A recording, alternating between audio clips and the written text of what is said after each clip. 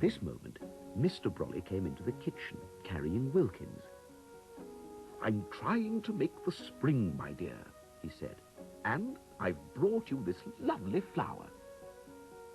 Mrs. Brolly sniffed. "Oh, all you've done, Brolly," she said, "is create a small storm cloud, which has thoroughly soaked me and a rather weedy little plant."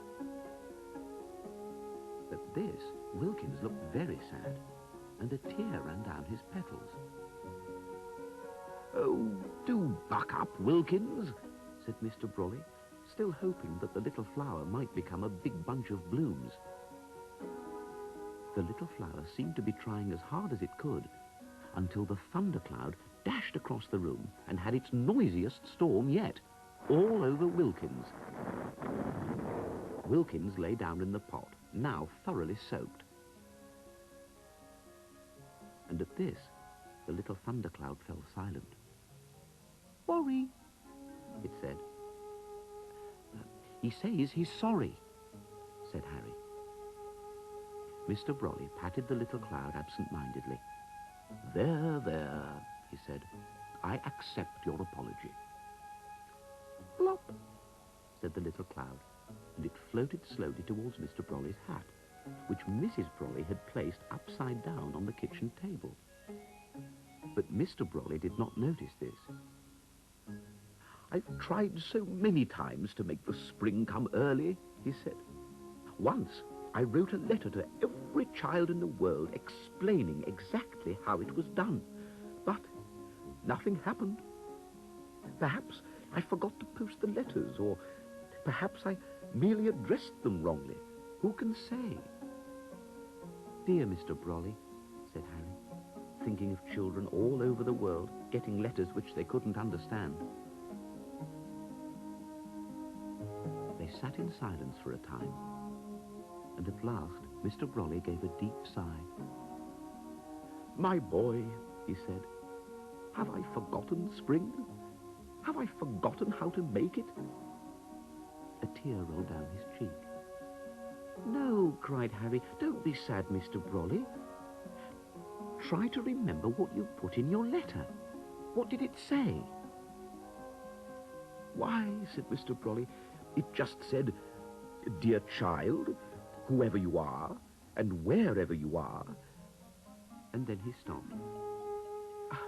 "I just can't remember," he said. "Never mind, Brolly," said Mrs. Brolly. "Put your hat on and try again another day." Mr. Brolly put on his hat. Water cascaded down over his face and shoulders, but he seemed not to care.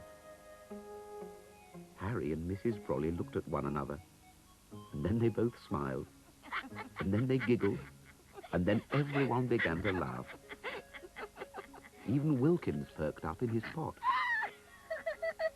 Mr. Brolly removed his hat, took out the little thundercloud, and gave it to Mrs. Brolly.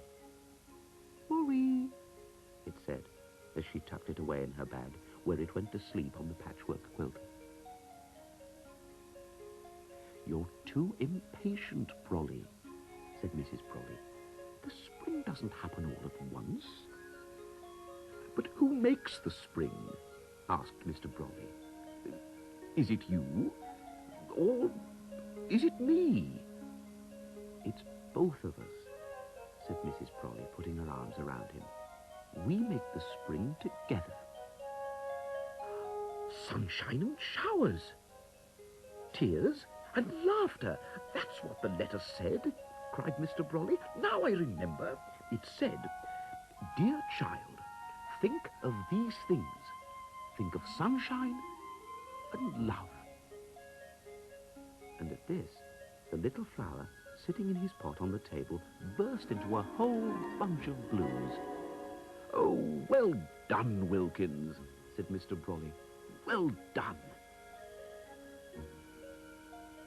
Leaving them happily arm in arm, Harry went to the window, and he saw the winter garden with the bare trees. "Oh, I wish it was spring," he whispered to himself, for the winter had seemed very long. But when he looked again, he saw the tips of green leaves making their way up through the cold, hard ground. "Oh, Mrs. Brolly," he said. But when he turned from the window, he no longer saw Mr. and Mrs. Brolly sitting in their warm kitchen. He was in his own bed, under his patchwork quilt. Raindrops rattled against the window, but a moment later the sun shone brightly, and first Mr. Brolly and then Mrs. Brolly appeared in turn at the doors of the weather house. Looking at them, Harry smiled, for he knew that spring was now definitely on the way.